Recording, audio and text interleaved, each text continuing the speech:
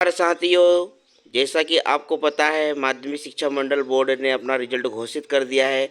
अब जो भी बच्चे फेल हो गए हैं या श्रेणी सुधार चाहते हैं उनके लिए पूरी जानकारी, कैसे फॉर्म फिलअप करना है, कब फिलअप करना है और कितने रुपए लगेंगे, इसकी संपूर्ण जानकारी मैं आपको बताने वाला हूं। तो जैसा कि आपको यह दिख रहा होगा, माध्यमिक शिक्षक मंडल बोर्ड मध्य प्रदेश भोपाल वर्ष 2025 की हाई स्कूल हाई सेकेंडरी द्वितीय परीक्षा के आयोजन संबंधी निर्देश।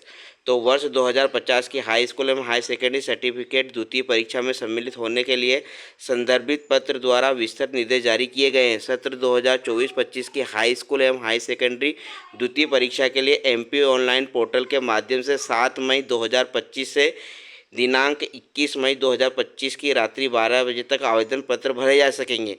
मतलब कि आपका 7 मई से स्टार्ट हो जाएगा आज दिनांक से, तो 21 मई तक आप रात्रि 12 बजे तक आवेदन भर सकते हैं। वर्ष 2025 की हाई स्कूल द्वितीय परीक्षा दिनांक 17 जून से 26 जून तक एवं हाई सेकेंडरी परीक्षा दिनांक 17 जून से 5 जुलाई तक होगी। मतलब कि आपकी हाई स्कूल की परीक्षा 17 जून से स्टार्ट होगी और 26 जून को ख़त्म हो जाएगी, और हाई सेकेंडरी की परीक्षा 17 जून से 5 जुलाई तक चलेगी। विस्तृत परीक्षा कार्यक्रम मंडल की वेबसाइट www.mpbsc.nic पर उपलब्ध है। हमने भी अपने चैनल पर डाल दिया है आपका पूरा शेड्यूल। सन 2024-25 के मंडल द्वारा आयोजित हाई स्कूल एवं हाई सेकेंडरी द्वितीय परीक्षा के आयोजन हेतु निम्नानुसार विस्तृत अनुदेश जारी हैं। तो आपको अब कितना शुल्क देना है, कितने रुपए देना है, वो आपको मैं बता रहा हूँ। द्वितीय परीक्षा में सम्मिलित होने के लिए छात्र एवं स्वयं एमपी लाइन के कियोस्क पर अपनी मुख्य परीक्षा के परीक्षाफल के आधार पर द्वितीय परीक्षा के विषय, अनुक्रमांक, रोल नंबर की जानकारी देकर शुल्क का नकद भुगतान कर परीक्षा आवेदन पत्र भर सकेंगे। जो छात्र स्वयं कियोस्क में जाकर द्वितीय परीक्षा हेतु आवेदन नहीं करना चाहते, वह अपनी शिक्षण संस्था में नियमित छात्र जिसमें वह अध्ययनरत थे, स्वाध्यायी छात्र जो मुख्य परीक्षा हेतु आवेदन पत्र अग्रेषण करने वाली संस्था में द्वितीय परीक्षा के आवेदन हेतु प्राचार्य को अपने नाम, अनुक्रमांक, द्वितीय परीक्षा के विषय की जानकारी भरने के साथ परीक्षा शुल्क जमा करा सकते हैं। संस्था प्रमुख इस प्रकार से आवेदन करने वाले छात्रों को उनके शुल्क जमा रसीद देंगे तथा निर्धारित तिथि के पूर्व ऐसे समस्त छात्रों का निर्धारित परीक्षा शुल्क एवं पोर्टल चार्ज 25 रुपये एवं द्वितीय परीक्षा से संबंधित जानकारी सहित कियोस्क में जाकर ऑनलाइन आवेदन भरेंगे। निर्धारित समय सीमा में उक्त कार्रवाई करने के लिए संस्था प्रमुख स्वतः जिम्मेदार होंगे। मतलब कि आप एमपी ऑनलाइन पर जाकर भी खुद स्वयं से भर सकते हैं। यदि आप एमपी ऑनलाइन पर नहीं जाते तो अपने प्राचार्य को शुल्क देकर और 25 रुपये पोर्टल शुल्क देकर आप फॉर्म भर सकते हैं। शैक्षणिक सत्र की प्रथम परीक्षा में पंजीकृत छात्र को उसी सत्र की द्वितीय परीक्षा में सम्मिलित होने के लिए पात्र होंगे।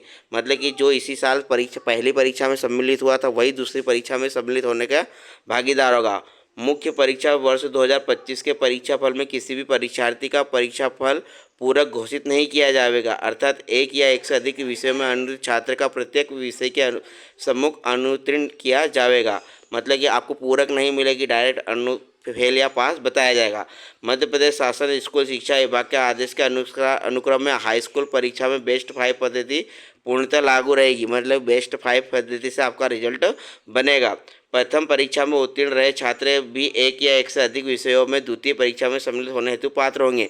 मतलब कि जो परीक्षार्थी पास हो चुके हैं या श्रेणी सुधार चाहते हैं कि मुझे इस सब्जेक्ट में नंबर कम है, तो वह फिर से पुनः उस सब्जेक्ट की परीक्षा दे सकेंगे।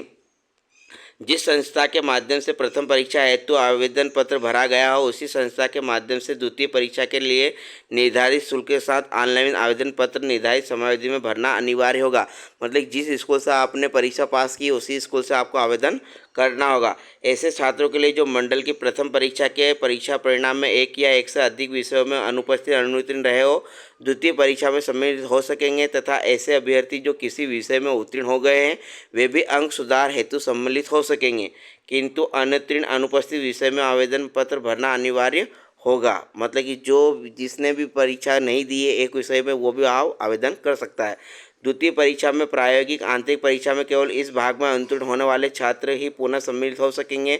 अर्थात प्रायोगिक या आंतरिक भाग में उत्तीर्ण छात्रों को द्वितीय अवसर परीक्षा में सम्मिलित होने की पात्रता नहीं होगी। द्वितीय परीक्षा का परीक्षा परिणाम तैयार करते समय प्रायोगिक एवं आंतरिक मूल्यांकन में प्रथम मुख्य परीक्षा में उत्तीर्ण विषयों में अर्जित किए गए अंक द्वितीय परीक्षा के लिए कैरी ओवर किए जाएंगे। मतलब कि जो द्वितीय परीक्षा में नंबर आए वही आपको मान्य होंगे।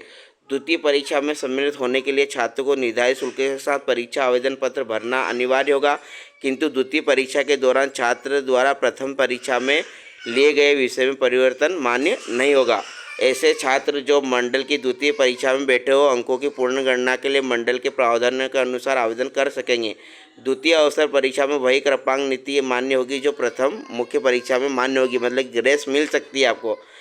केवल प्रथम मुख्य परीक्षा परिणाम के पश्चात अस्थायी प्रावीण्य सूची जारी की जाएगी एवं प्रथम मुख्य परीक्षा के पुनर्गणना के पश्चात स्थायी प्रावीण्य सूची जारी की जाएगी। द्वितीय परीक्षा के परीक्षा परिणाम की कोई भी प्रावीण्य सूची जारी नहीं की जाएगी।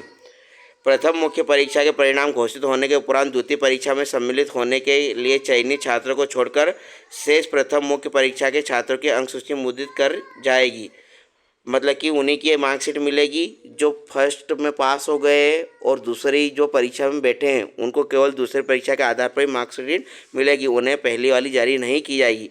द्वितीय परीक्षा का चयन करने वाले छात्रों सहित की प्रथम परीक्षा की अंक सूची डिजिलॉकर में उपलब्ध रहेगी। द्वितीय परीक्षा में सम्मिलित होने वाले छात्रों की अंक सूची द्वितीय परीक्षा के परिणाम घोषित होने पर जारी की जाएगी। द्वितीय परीक्षा की अंक सूची भी मुख्य परीक्षा की भांति जारी की जाएगी, अर्थात द्वितीय परीक्षा में सम्मिलित होने वाले विषयों के सम्मुख किसी भी प्रकार का विशेष चिन्ह मुद्रित नहीं किया जाएगा, किंतु मुख्य भाग में परीक्षा का नाम द्वितीय परीक्षा में रूप से संबोधित किया जाएगा।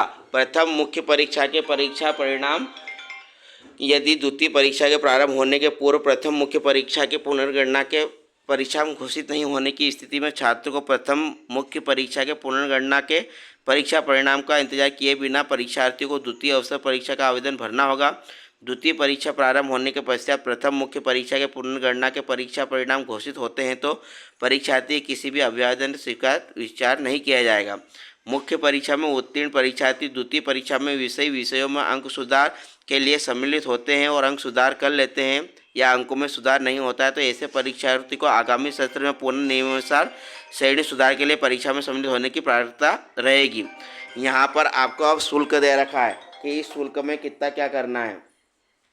तो यहाँ पर आपको एक विषय हेतु 500 रुपये, 2 विषय हेतु आपको 1000 रुपये और 3 से 4 विषयों के लिए 1500 रुपये, 4 विषय से अधिक के लिए 2000 रुपये देने पड़ेंगे। मतलब एक विषय के लिए आप आवेदन करते हो तो 500 रुपये, 2 विषय के लिए आपको 1000 और 3 से 4 विषयों के लिए 1500 और चारों विषय के लिए करते हो तो आपको 2000 रुपये देने होंगे। द्वितीय परीक्षा के परीक्षा परिणाम घोषणा उपरांत प्राप्तांक से असंतुष्ट छात्र छात्राएं निर्धारित शुल्क के साथ पुनर्गणना उत्तर पुस्तिका की छायाप्रति प्राप्त करने तो आवेदन कर सकेंगे। मतलब कि द्वितीय परीक्षा में भी आपको कम नंबर आते हैं, श्रेणी मतलब कि आपको पुनर्गणना करनी है तो उसके लिए आप आवेदन कर सकते हैं।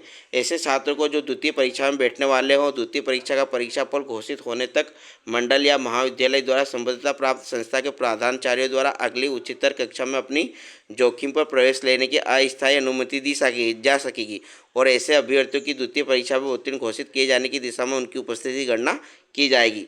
तो यह थी आपकी संपूर्ण जानकारी। आशा है कि आपको यह वीडियो पसंद आया होगा और जिसको भी मतलब कि समझ में नहीं आया है तो इस PDF को पूरा पढ़ ले तो उसके डाउट सब क्लियर हो जाएंगे। मिलते हैं किसी और वीडियो के साथ। जय हिंद, जय भारत। अपना ध्यान रखिएगा। धन्यवाद।